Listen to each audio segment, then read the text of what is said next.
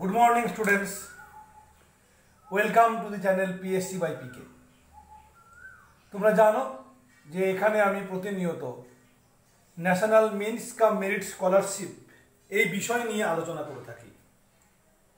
এটা ক্লাস 8 এর ছেলে মেয়েদের জন্য একটি পরীক্ষা, যেটা সারা দেশেই কন্ডাক্ট করা হয় এবং নিজস্ব স্টেট গভর্নমেন্ট যেটাকে কন্ডাক্ট করে, এবং এখানে যদি কোনো স্টুডেন্ট স্কলারশিপ পায় তাহলে প্রতি বছর 12,000 টাকা করে স্কলারশিপ পেতে পারে পরপর 4 বছর।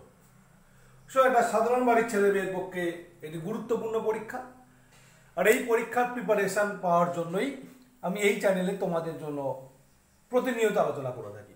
সো স্টুডেন্টস, আজকে আমি আলোচনা করব ভৌত বিজ্ঞান নিয়ে বা পদার্থবিদ্যার একটা অংশ নিয়ে, এবং এই আলোচনার শেষে ভিডিওর ডেসক্রিপশন বক্সে একটা প্রশ্নের লিঙ্ক থাকবে, যেখানে ক্লিক করে তুমি উত্তর দিয়ে কতটা শিখলে বা বুঝলে তা যাচাই করার সুযোগ থাকবে। তাই বলবো, যারা যারা নতুন এখনও পর্যন্ত চ্যানেলটি প্রথমবারের জন্য দেখছো, অতি অবশ্যই চ্যানেলটি সাবস্ক্রাইব করো। সেই সঙ্গে সঙ্গে যারা আগে থেকেই রয়েছো, লাইক এবং শেয়ার করে অপরকে দেখার সুযোগ করে দাও। তো আজকে আমরা যে অধ্যায়টা পড়ব সেটা হলো পদার্থের প্রকৃতি। অষ্টম শ্রেণীর যে বিজ্ঞান বই, সেই বিজ্ঞান বইয়ের 54 পৃষ্ঠা থেকে এর আলোচনা করা আছে। এখানে মূল যে আলোচনা করা হবে সেটা হলো পদার্থের ধর্ম নিয়ে। ধর্ম কত প্রকারের? পদার্থের ধর্ম 2 প্রকারের, ভৌত ধর্ম আর রাসায়নিক ধর্ম। ভৌত ধর্ম মানে কি? রাসায়নিক ধর্ম। ভৌত ধর্ম মানে কি? যে ধর্মটা বাইরে থেকে অনুভব করা যায়, বাইরে থেকে দেখে বোঝা যায়, অর্থাৎ বাইরে থেকে যেটা আমরা বুঝতে পারবো সেটাই হলো ভৌত ধর্ম। রাসায়নিক ধর্ম কোনটা? না, যে ধর্মটা বাইরে থেকে দেখে বোঝা সম্ভব নয়। পদার্থ যখন কোনো পদার্থের সঙ্গে বিক্রিয়া করে তখন তার যে ধর্ম প্রকাশ করে সেটা হলো রাসায়নিক ধর্ম। যেমন ধরো, ভৌত ধর্ম আমি একটা বলতে পারি, সেটা হচ্ছে যাও গন্ধ। কোনো পদার্থের গন্ধ কেমন সেটা তার ভৌত ধর্মের পরিচয়। তার কারণ এর জন্য তাকে অন্য কোনো পদার্থের সঙ্গে মেশাতে হয় না, বিক্রিয়া করতে হয় না। তার একটা নিজস্ব গন্ধ, সেটা সুগন্ধ হতে পারে, দুর্গন্ধ হতে পারে, রয়েছে। এটা দেখে তাকে আমি শনাক্ত করতে পারি। এই জন্য গন্ধ হলো একটি ভৌত ধর্ম। এরকম আলোচনা পরপর করা আছে, আমরা পরপর আলোচনাগুলো করব। এখানে পদার্থগুলোকে আমরা চেনার চেষ্টা করব। ভৌত ধর্ম তো প্রত্যেকটা পদার্থেরই রয়েছে। গন্ধ বললে প্রত্যেকটা পদার্থেরই বিশেষ কোনো গন্ধ আছে অথবা নেই, রং কোনো বিশেষ রং আছে বা নেই। কিন্তু এগুলো প্রয়োগ করে আমরা কি করব? এগুলো প্রয়োগ করে আমরা বস্তুগুলোকে চেনার চেষ্টা করব। তো একদম প্রথমেই যেটা আমরা পড়ব সেটা হচ্ছে ভৌত অবস্থা। ভৌত অবস্থা, পদার্থের ভৌত অবস্থা পদার্থের অন্যতম গুরুত্ব ভৌত ধর্ম। ভৌত অবস্থা দেখে আমরা পদার্থকে শনাক্তও করতে পারি। পদার্থের ভৌত অবস্থা 3 প্রকারের। এক হলো কঠিন অবস্থা, যে অবস্থায় পদার্থের নির্দিষ্ট আকার ও আয়তন আছে। 2 হলো তরল অবস্থা, যে অবস্থায় পদার্থের নির্দিষ্ট কোনো আকার নেই কিন্তু আয়তন নির্দিষ্ট। আর 3 হলো গ্যাসীয় অবস্থা, যে অবস্থায় পদার্থের নির্দিষ্ট আকার ও আয়তন কোনোটাই নেই এবং গ্যাসীয় অবস্থায় পদার্থকে কেবলমাত্র অনুভব করা যায়, চোখে দেখা যায় না। এবং আমরা জানি যে প্রত্যেকটা পদার্থেই এই 3টে ভৌত অবস্থার নির্দিষ্ট কিছু কন্ডিশন বা শর্তের উপর নির্ভর করে থাকে। যেমন স্বাভাবিক তাপমাত্রায় 0 ডিগ্রি সেন্টিগ্রেড থেকে 100 ডিগ্রি সেন্টিগ্রেডের মধ্যে আমরা জলকে তরল রূপে দেখতে পাই। যদি আরও ঠান্ডা করা হয় এবং 0 ডিগ্রি সেন্টিগ্রেডের চেয়ে কম তাপমাত্রায় আমরা চলে যেতে পারি ইনফ্যাক্ট 0°C জল জমতে শুরু করে দেয়, জল জমে বরফ হয়। বরফ হলো জলের কঠিন অবস্থা। তাহলে দেখো, যদি না চারপাশের তাপমাত্রা 0°C কম আমরা করতে পারি, তাহলে আমরা জলের বরফ অবস্থা দেখতে পাবো না। তার কারণ 0°C থেকে বেশি তাপমাত্রায় জল তরল হয়ে যাবে। তাহলে বরফ পেতে গেলে তাপমাত্রা 0°C চেয়ে কম থাকতে হবে। এই পার্টিকুলার কন্ডিশন না থাকলে আমরা জলের কঠিন অবস্থা দেখতে পাবো না। ঠিক তেমনি করে আবার 100°C জল ফুটে জলীয় বাষ্পে পরিণত হয়। সুতরাং যদি আমাকে জলের গ্যাসীয় রূপ জলীয় বাষ্প পেতে হয়, তাহলে অতি অবশ্যই তাপমাত্রা রাখতে হবে >100°C। তো প্রত্যেক পদার্থেরই তিনটে ভৌত অবস্থা রয়েছে, depending on conditions, depending on temperature, pressure etcetera. ঠিক আছে? তবে স্বাভাবিকভাবে আমরা ঘরের তাপমাত্রাতে যে পদার্থকে যেমন অবস্থায় দেখতে পাই তাকে সেটা বলে থাকি। যেমন জল তরল, লোহা কঠিন পদার্থ, অক্সিজেন গ্যাসীয় পদার্থ। তার কারণ স্বাভাবিক অবস্থায় আমরা তাদেরকে যে ভৌত অবস্থায় দেখছি সেটা অনুযায়ী বলছি। এবারে এই যে জলের তিনটে অবস্থা আমরা দেখলাম, বরফ, জল, জলীয় বাষ্প। তুমি যদি একটা পাত্রে কিছুটা বরফ নিয়ে নাও রেফ্রিজারেটর থেকে বার করে, আর তারপরে তার মধ্যে থার্মোমিটার রেখে কোন তাপমাত্রায় তার এই অবস্থার পরিবর্তন হলো তুমি বোঝার চেষ্টা করো, তুমি দেখতে পাবে যে যদি বিশুদ্ধ বরফ হয়ে থাকে, যদি তোমার ওই দিন চাপটা প্রমাণ চাপের সমান হয়ে থাকে, অর্থাৎ 76 সেন্টিমিটার পারস্তম্ভের চাপের সমান হয়ে থাকে, তাহলে তুমি দেখতে পাবে যে 0°C ওই বরফ গলে জল হতে শুরু করেছে। এবং যতক্ষণ না পর্যন্ত পুরো বরফ গলে গেল, ততক্ষণ পর্যন্ত ওই 0°C তাপমাত্রাটার কোনো পরিবর্তন হলো না। অর্থাৎ যতক্ষণ তুমি দেখবে যে পাত্রের মধ্যে এইভাবে জল এবং বরফ দুটো একসঙ্গে রয়েছে, একটা মিক্সড কন্ডিশন রয়েছে, ততক্ষণ পর্যন্ত দেখবে তুমি যে থার্মোমিটার দেখাচ্ছে 0°C। পুরো বরফ না গলা পর্যন্ত এই তাপমাত্রা আর বদলায় না। তাহলে এই তাপমাত্রার বিশেষ গুরুত্ব রয়েছে। সেই জন্য এই তাপমাত্রাকে আমরা বলি প্রমাণ চাপে বিশুদ্ধ বরফের গণনাঙ্ক, বা স্বাভাবিকভাবে আমরা বলি গণনাঙ্ক। কারণ এটা এক্সপেক্টেড যে পদার্থ বিশুদ্ধ হবে, এটা এক্সপেক্টেড যে চাপটা প্রমাণ চাপ থাকবে। যদি পদার্থ বিশুদ্ধ না হয় সেটা আলাদা করে বলে দেওয়া দরকার যে এর সঙ্গে কি মিশে আছে। যদি প্রমাণ চাপ না থাকে তার আলাদা করে বলে দেওয়া দরকার যে চাপটা কত আছে। যদি কিছু না বলা থাকে, বলা হয় বরফের গণনাঙ্ক কত, তাহলে বলতে হবে 0°C। তবে পারফেক্টলি বলতে গেলে বলা উচিত বিশুদ্ধ বরফের প্রমাণ চাপে গণনাঙ্ক 0°C। Have you got it? তারপর 0°C জল তো তরল হয়ে গেল, তুমি আরো গরম করতে থাকো। গরম করতে করতে জলের তাপমাত্রা 5°, 10° বাড়তে বাড়তে বাড়তে বাড়তে একটা সময় দেখবে জলের তাপমাত্রা যেই 100°C পৌঁছেছে, বিশুদ্ধ জল, প্রমাণ চাপ এই অবস্থাতে, তখন দেখবে এই জল ফুটতে শুরু করেছে। তুমি যদি স্টোভ বন্ধ করে দাও তাহলে কিন্তু ফোটা বন্ধ হয়ে যাবে, কিন্তু স্টোভ চালিয়ে রাখলে ফুটতে থাকবে। স্টোভ বন্ধ করো, ফোটা বন্ধ হয়ে যাবে। এবং তুমি দেখবে জলের তাপমাত্রা 100° থেকে আর বদলাচ্ছে না। এবার এটা প্রমাণ করছে আমি তাপ দিচ্ছি অথচ এখানে তাপমাত্রা বাড়ছেই না। কেন না, এই সময় অবস্থার পরিবর্তন হচ্ছে বলে যা তাপ দিচ্ছি পুরো তাপটাই জল বাষ্পে পরিণত হওয়ার জন্য ব্যবহার করছে। এরকম তাপকে আমরা কি বলি? আগেই আমরা পড়েছিলাম, ক্লাস 7-এও পড়েছিলাম, একে বলে লীন তাপ।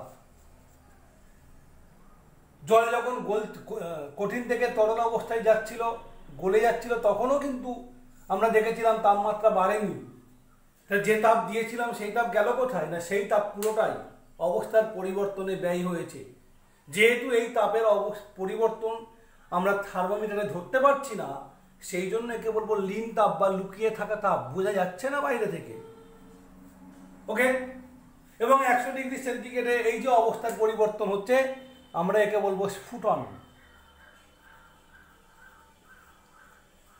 এবং এই তাপমাত্রাকে বলবো স্ফুটনাঙ্ক, স্ফুটনযুক্ত অঙ্ক। স্ফুটন যে সংখ্যা দিয়ে বোঝানো যায়, প্রত্যেকটা পদার্থেরই গলনাঙ্ক স্ফুটনাঙ্ক রয়েছে, তবে সমসত্ব পদার্থগুলোর গলনাঙ্ক স্ফুটনাঙ্ক নির্দিষ্ট। প্রমাণ চাপে বিশুদ্ধ সমসত্ব পদার্থের গলনাঙ্ক স্ফুটনাঙ্ক নির্দিষ্ট। আর যেগুলো অসমসত্ব পদার্থ যেমন মাখন, চিজ, আলকাতরা, এগুলোর কোনো নির্দিষ্ট গলনাঙ্ক স্ফুটনাঙ্ক নেই। আছে গলনাঙ্ক স্ফুটনাঙ্ক কিন্তু নির্দিষ্ট নেই। মোম, তুমি একটা পাত্রে মোম গরম করে দেখবে কখনো 60 ডিগ্রি সেন্টিগ্রেডে গলছে, আবার কখনো 62 ডিগ্রি সেন্টিগ্রেডে গলছে। ওই মোমটাকে জমিয়ে ফেলো, তাহলে আবার গলাও, হয়তো আবার 60 ডিগ্রি সেন্টিগ্রেডে গলে যাচ্ছে। গলনাঙ্ক আছে বাট নির্দিষ্ট নয়। এরা হচ্ছে অসমসত্ব পদার্থ। জিঙ্ক, সোনা, খাদ্য লবণ, লোহা, রূপো, অ্যালুমিনিয়াম, জল, ক্লোরোফর্ম, বেনজিন, ইথাইল অ্যালকোহল, পারদ, অ্যাসিটন, এই সমস্ত পদার্থগুলোর নির্দিষ্ট গলনাঙ্ক স্ফুটনাঙ্ক রয়েছে। তোমাদের বইতে এর কিছু লিস্টও করে দেওয়া আছে, মুখস্থ করতে হবে এমন কোনো কথা নেই, বাট মনে রাখতে হবে যে এদের গলনাঙ্ক স্ফুটনাঙ্ক নির্দিষ্ট। আর মাখন, ঘি, আলকাতরা, পিচ, ঠিক আছে, চিজ, চর্বি, মোম, এই সমস্ত পদার্থগুলি অসমসত্ব পদার্থ, এদের নির্দিষ্ট কোনো গলনাঙ্ক বা স্ফুটনাঙ্ক নেই।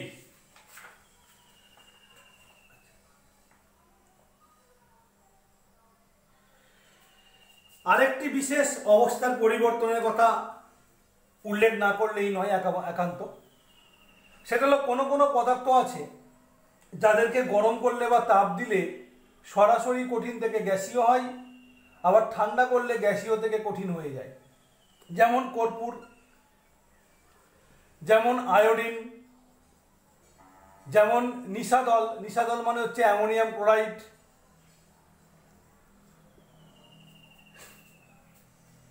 ন্যাপথালিন।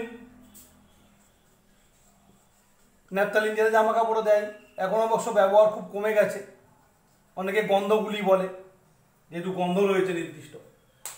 তো এইগুলোর ক্ষেত্রে কি দেখা যায় না, তাপ দিলে কঠিন থেকে সরাসরি গ্যাসীয় হয়ে যাচ্ছে, আবার ঠান্ডা করলে গ্যাসীয় থেকে কঠিন হয়ে যাচ্ছে। এই ঘটনাকে আমরা কি বলি? এই ঘটনাকে আমরা বলি ঊর্ধ্বপাতন। হলো?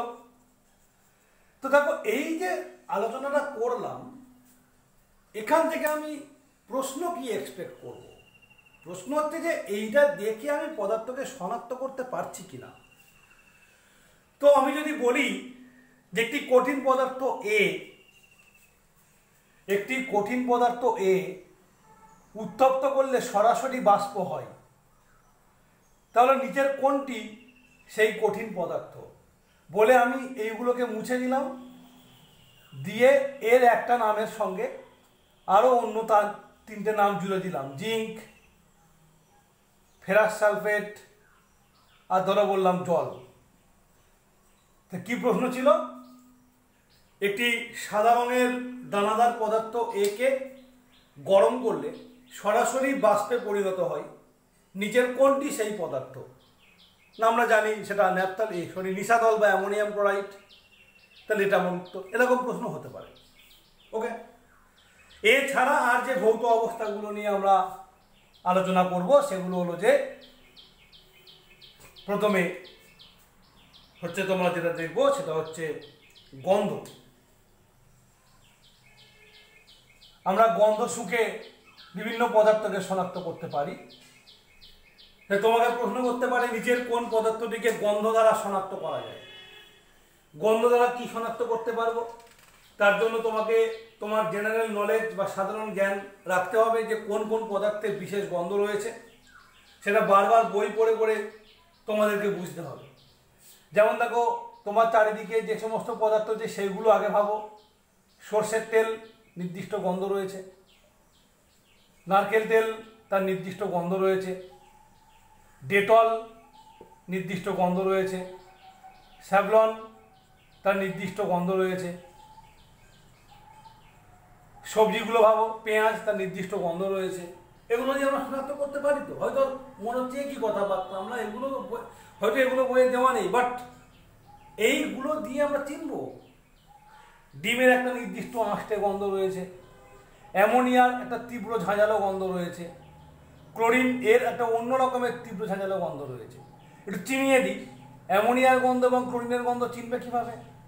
যদি কখনো কোনো পাবলিক টয়লেটে যাও যেখানে তুলনামূলক কম জল ব্যবহার করে লোকজন, সেখানে একটা তীব্র বিশ্রী গন্ধ আমাদের নাকে আসে পাবলিক টয়লেটে, এটা অনেকটা অ্যামোনিয়ার গন্ধ, কারণ ওখানে আরও অন্যান্য গন্ধ রয়েছে, যার মধ্যে অন্যতম একটা কারণ হচ্ছে অ্যামোনিয়া। ঝাঁঝালো গন্ধ, এমনকি চোখ জ্বালা করতে পারে।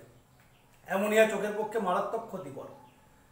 ঠিক আছে, তো কেন অ্যামোনিয়া ওখানে হয় না? আমরা জানি যে মানুষের মূত্রে ইউরিয়া থাকে, ব্যাকটেরিয়া দ্বারা ইউরিয়া যখন ভেঙে যায় বিক্রিয়ার কারণে, তখন ইউরিয়াজ এনজাইমের সাহায্যে তখনই সে অ্যামোনিয়া নির্গমন করে এবং ওই অ্যামোনিয়ার গন্ধ আমাদের নাকে আসে। ক্লোরিন, এটারও একটা অন্যতম ঝাঁঝালো গন্ধ রয়েছে, যে গন্ধটা তোমরা পাবে ব্লিচিং পাউডার দিলে। এবারে ভেবে দেখো, ব্লিচিং পাউডার ছড়ালে যে গন্ধ বেরোয়, পাবলিক টয়লেটে গেলে অ্যামোনিয়ার যে গন্ধ নাকে আসে, দুটো এক না আলাদা? আশা করি প্রত্যেকের এটা সম্পর্কে অভিজ্ঞতা আছে, তাহলে বুঝতে পারছো দুটো গন্ধ আলাদা। ঠিক তেমনি করে হাইড্রোজেন সালফাইড, এই গ্যাসটির গন্ধ পচা ডিমের মতো। এখন হাইড্রোজেন সালফাইড গন্ধ আমরা কোনোদিনই শুকিনি, শোকার চান্স হয়নি। তার কারণ কি? আমি অবশ্যই আমার অভিজ্ঞতা রয়েছে, কারণ আমরা প্র্যাকটিক্যাল করতে গিয়ে দেখেছি। বাট তোমরা যারা ক্লাস 8-এ পড়ো তাদের অনেকেরই অভিজ্ঞতা হয়নি যে এই গন্ধটা কেমন। তো তোমরা তোমাদের স্কুলে স্যারেদের সাথে, ম্যাডামদের সাথে কথা বলে তোমরা এই গন্ধটা কেমন সেটা অনুভব করে নিতেই পারো। তোমাদের স্কুলে যদি সেই সুযোগ থাকে অতি অবশ্যই করবে। আমি এখানে করে দেখাতে পারি, বাট পচা ডিমের গন্ধটা কেমন সেটা ভিডিও দিয়ে আশা করি বোঝানো সম্ভব নয়, ঠিক না? আচ্ছা আচ্ছা, তাহলে এই হলো ব্যাপার। এই পদার্থগুলোর গন্ধ রয়েছে, তাহলে আমাদেরকে বুঝতে হবে যে যদি প্রশ্ন করে নিচের কোনটি গন্ধ দ্বারা শনাক্ত করা যায়, বা নিচের কোনটি পচা ডিমের মতো গন্ধযুক্ত বলে অপশানস দেয়, তখন আমাদেরকে এই নামগুলোকে বুঝে শুনে বলতে হবে। তাহলে গন্ধ দ্বারা আমরা পদার্থকে শনাক্ত করতে পারি। এরপরে আমরা যেটা শনাক্ত করব সেটা দ্রাব্যতা দ্বারা। দ্রাব্যতা মানে বিভিন্ন পদার্থকে যদি আমরা কোনো পদার্থের মধ্যে ফেলে নিয়ে গোলার চেষ্টা করি, গুলে ফেলি, কোনো কোনো পদার্থ গোলা যাবে, কোনো পদার্থ গোলা যাবে না। যেমন যদি জলের দ্রাব্যতা দেখি, জলে ফেলেই তো আমরা যে কোনো জিনিস গোলার চেষ্টা করি। আমাকে যদি কেউ বলে এটা গুলে দেখো, আমরা জল দিয়েই গুলবো, অন্য কিছু ভাবি না। তবে জল ছাড়া আরও অনেক দ্রাবক রয়েছে। যে কোনো তেল একটি দ্রাবক, অ্যালকোহল একটি দ্রাবক, বেনজিন একটি দ্রাবক, অ্যানিলিন একটি দ্রাবক। এছাড়া যে কোনো তেল, নারকেল তেল, কেরোসিন তেল, এরাও দ্রাবক। টারপিন তেল, এরাও এক প্রকারের দ্রাবক। তো এই দ্রাবকগুলোর মধ্যে আবার দুটো ভাগ আছে। এই দ্রাবকগুলোর মধ্যে এক প্রকার দ্রাবককে বলা হয় ধ্রুবীয় দ্রাবক বা পোলার দ্রাবক, ধ্রুবীয় দ্রাবক অথবা পোলার দ্রাবক। আর এক প্রকারকে বলা হয় অধ্রুবীয় দ্রাবক বা নন পোলার দ্রাবক। কোনগুলো নন পোলার? ওই যে বেনজিন, ক্লোরোফর্ম, তারপরে তোমার অ্যানিলিন, তারপরে তোমার নারকেল তেল, কেরোসিন তেল, টারপিন তেল, এগুলো হচ্ছে নন পোলার দ্রাবক। আর জল, জল হচ্ছে পোলার দ্রাবক। তো বিভিন্ন পদার্থকে তুমি যখন গুলতে যাবে, তুমি দেখবে অনেকে জলে দ্রবীভূত হয়, অনেকে হয় না। তো এইটাই ওদেরকে শনাক্ত করার একটা অন্যতম উপায়। যেমন দেখো, ন্যাপথালিনের গুঁড়ো সাদা, আবার নুনও সাদা গুঁড়ো পদার্থ, খাদ্য লবণ। তুমি যখন জলে দুটোকেই ফেলে দেবে, জলে কিন্তু নুন বা খাদ্য লবণ গুলে যাবে, অথচ ন্যাপথালিন সেটা গুলবে না। তো যদি আমাকে নুন আর ন্যাপথালিন এই দুটোকে পার্থক্য করতে দেয়, তাহলে আমি জলের গোলার ধর্ম দিয়েও পার্থক্য করতে পারি। প্রথমত গন্ধ শুকে দেখতে পারি, ন্যাপথালিনের গন্ধ আছে, নুনের কোনো বিশেষ গন্ধ নেই, সেটা পার্থক্য করে দেবে। বাট জলে গুলেও দেখতে পারি কোনটা জলে গুলবে, কারণ আমি জানি ন্যাপথালিন জলে গলে না, নুন জলে গুলে যায়। এইভাবে আমরা পার্থক্য করতে পারি। ঠিক আছে, কর্পূর এবং চিনি দিয়ে দিল। কর্পূর এবং চিনিও কাছাকাছি দেখতে, চিনির ডেলা পাওয়া যায় কিউব, কর্পূরেরও ডেলা পাওয়া যায় কিউব, বড়, দুটো একরকম দেখতে। এটাকে চিনব কি করে না? প্রথমত কর্পূরের নিজস্ব গন্ধ রয়েছে, যে গন্ধের কারণে আমরা অনেক সময় বিভিন্ন খাদ্যদ্রব্য কর্পূর ব্যবহার করে থাকি। এছাড়াও পার্থক্য কি আছে?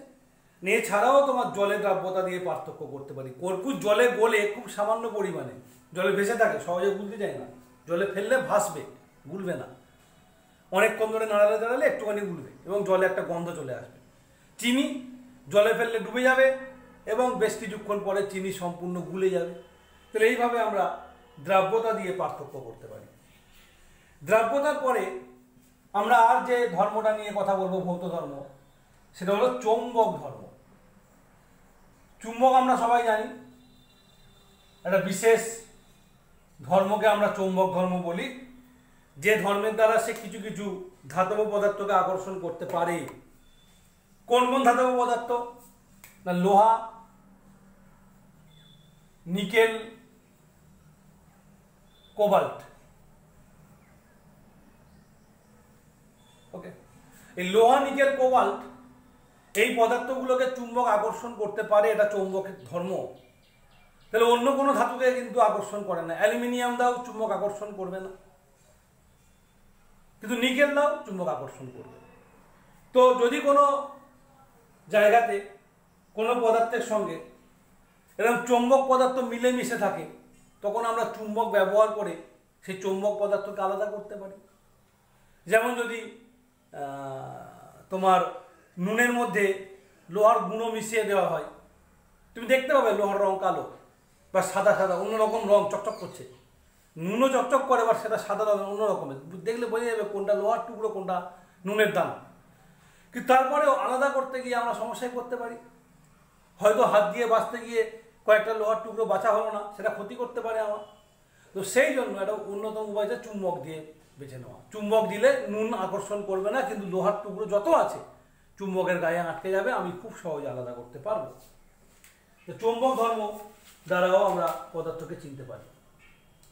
এছাড়া হচ্ছে রং। কোন পদার্থের রং কেমন জানা দরকার। সোডিয়ামের রং হলুদ, সোনার মতো অনেকটা। নুনের রং সাদা, চিনির রং সাদা, বালির রং হলুদাভ। নাইট্রোজেন ডাইঅক্সাইড এই গ্যাসটার বর্ণ হচ্ছে বাদামি। ক্লোরিন গ্যাস এর বর্ণ হচ্ছে সবুজাভ।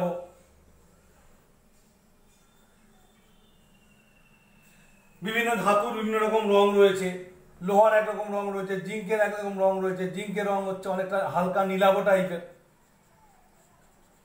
খুব হালকা একটা নীলাভ আভা আছে। তো এইভাবে বর্ণ দিয়েও আমরা পদার্থগুলোকে শনাক্ত করতে পারি।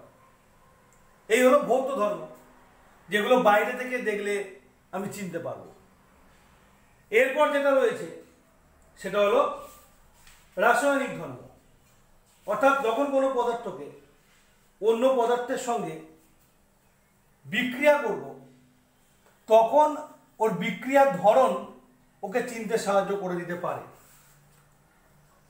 যেমন দেখো এখানে বলছে যে তোমাদের বইতেই দিয়েছে একটি গ্যাস নাইট্রিক অক্সাইড, বর্ণহীন গ্যাস, দেখে বোঝা যাচ্ছে না। একটা গ্যাস জারের মধ্যে এভাবে রাখা আছে, ঢাকা দিয়ে রাখা আছে। তোমাকে বলে দিয়েছে একটা গ্যাস রাখা আছে, কোনো মতেই তুমি বুঝতে পারবে না গ্যাসটা রাখা আছে, কারণ গ্যাস অদৃশ্য। বাট তুমি যেই এই ওপরের মুখটা খুলবে, সঙ্গে সঙ্গে এখানে বায়ু প্রবেশ করবে। নাইট্রিক অক্সাইডের সাথে যখন এই অক্সিজেন বিক্রিয়া করবে, সঙ্গে সঙ্গে তৈরি করবে নাইট্রোজেন ডাইঅক্সাইড, NO2। এবং এই গ্যাসটার বর্ণ একটু আগে বললাম বাদামি। তাহলে স্পষ্টতই তুমি এই পরিবর্তনটা থেকে বুঝতে পারবে কি ছিল আর কি হলো। একমাত্র এরকমই একটা গ্যাসীয় পদার্থ রয়েছে, বর্ণহীন গ্যাসীয় পদার্থ রয়েছে, গন্ধহীন গ্যাসীয় পদার্থ রয়েছে, যেটা কিনা অক্সিজেনের সঙ্গে বিক্রিয়া করলে বাদামি বর্ণের নাইট্রোজেন ডাইঅক্সাইড গ্যাস উৎপন্ন করে। সো এই গ্যাসটা নাইট্রিক অক্সাইড ছিল, তুমি বুঝতে পারবে। এবং ওর সঙ্গে যে গ্যাসটা বিক্রিয়া করলো সেটা অক্সিজেন, সেটাও তুমি বুঝতে পারবে। এইরকম আমাদের কিছু পূর্ব জ্ঞান রাসায়নিক ধর্ম থেকে চিনতে সাহায্য করবে যে কোন পদার্থ আমি নিয়েছিলাম।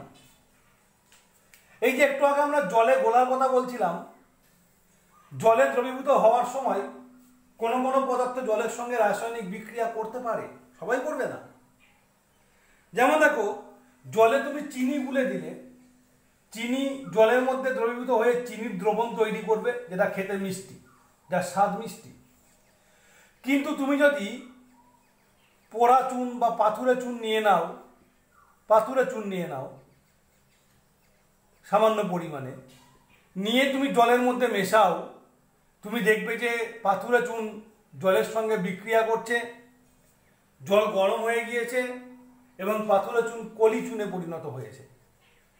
তাহলে জলের মধ্যে দ্রবীভূত করতে গিয়ে পাথুরে চুন এবং চিনি যদি তোমাকে দেওয়া হয়, তুমি অবশ্যই জলের মধ্যে মিশিয়ে বুঝতে পারবে কোনটা চিনি আর কোনটা পাথুরে চুন। বোঝা গেল? ঠিক আছে। এছাড়া আমরা গরম করলেও বুঝতে পারবো। কি করে বুঝবো? ওই যে গলনাঙ্ক স্ফুটনাঙ্ক আলোচনা করলাম। ধরো আমাকে নুন দিয়েছে আর চিনি দিয়েছে, তুমি দুটোকে চামচে করে নিয়ে গরম করছো, তুমি দেখবে চিনি একটু গরম করলেই গলে যাবে, প্রথমে বাদামি হবে, আরও গরম করলে এক সময় কালো হয়ে শুকনো হয়ে একদম মানে চামচের গায়ে আটকে যাবে। কিন্তু নুন গরম করলে কোনো পরিবর্তন দেখতে পাবে না, তার কারণ নুনের গলনাঙ্ক এতটাই বেশি যে সাধারণ তাপমাত্রাতে ওই নুনের কোনো পরিবর্তন হবে না। নুনের গলনাঙ্ক প্রায় 801 ডিগ্রি সেন্টিগ্রেড। ফলে স্বাভাবিক যে তাপমাত্রায় তুমি গরম করছো মোমবাতির মধ্যে রেখে, তাতে নুনের কোনো পরিবর্তন হবে না।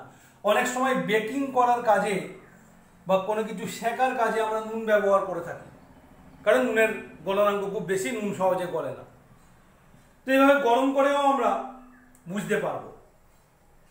এছাড়া আরও কিছু কিছু পদার্থ রয়েছে গরম করলে তার বিশেষ পরিবর্তন হয়। যেমন কপার সালফেটের যে কেলাস, তার মধ্যে 5 অণু কেলাস জল থাকে, আর এই কারণে এই কেলাসগুলোর রং হলো নীল। যদি আমরা একে গরম করি তাহলে অনেকটা পরিমাণ কেলাস জল বেরিয়ে যায়, বেরিয়ে গিয়ে প্রথমে সাদা রঙের পদার্থে পরিণত হয়, হালকা নীলাভ একটা আভা থাকবে, সাদা। আরও গরম করলে এই আরেক অণু জলও বেরিয়ে যাবে, গিয়ে কেবলমাত্র সাদা গুঁড়োই পরিণত হবে এবং সেটা আর কেলাস থাকবে না। এই কেলাস জল যে ছিল, এই জলই কিন্তু ওর কেলাস গঠনের জন্য অন্যতম গুরুত্বপূর্ণ একটা উপাদান। তাই যেই জল বেরিয়ে যাবে ও সাদা গুঁড়োই পরিণত হবে। তুমি আরও গরম করো, তীব্রভাবে গরম করলে এটা কালো হয়ে যাবে এবং কিউপ্রিক অক্সাইডে পরিণত হবে। তো এই যে পরিবর্তনগুলো আমরা করে করে দেখছি, এই পরিবর্তনগুলোই আমাকে চিনতে সাহায্য করছে কোনটা কোন পদার্থ।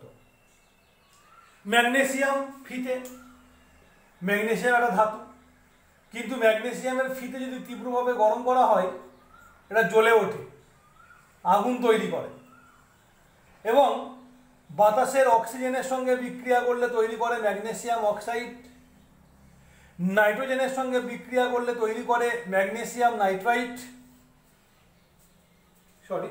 Mg3N2।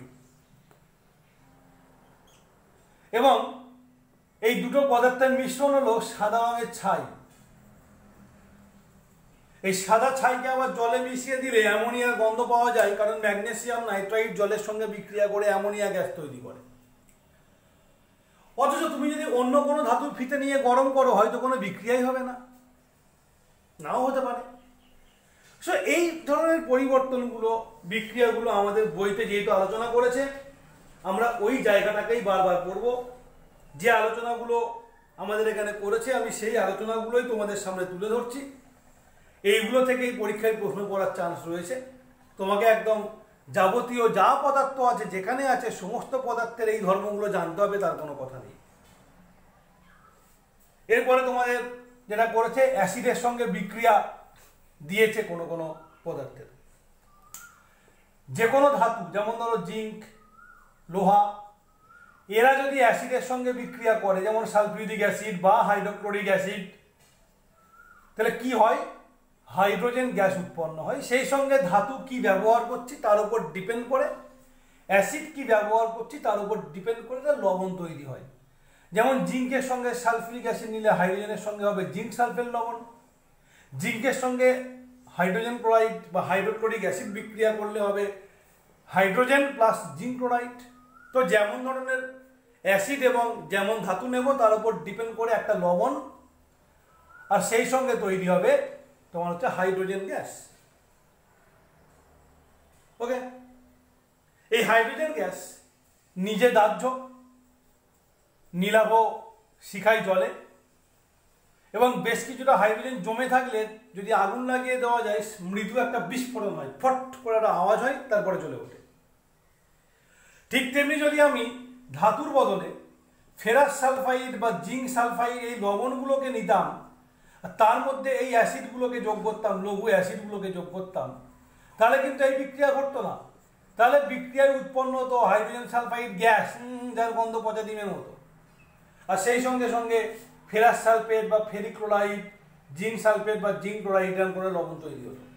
তাহলে কোন পদার্থের সঙ্গে কোন পদার্থের বিক্রিয়া করাচ্ছি তার উপর ডিপেন্ড করছে যে কি উৎপন্ন হবে। ঠিক তেমনি যদি আমরা তোমার কলিচুন বা পরাচুন আর অ্যামোনিয়াম ক্লোরাইড বা নিশাদল,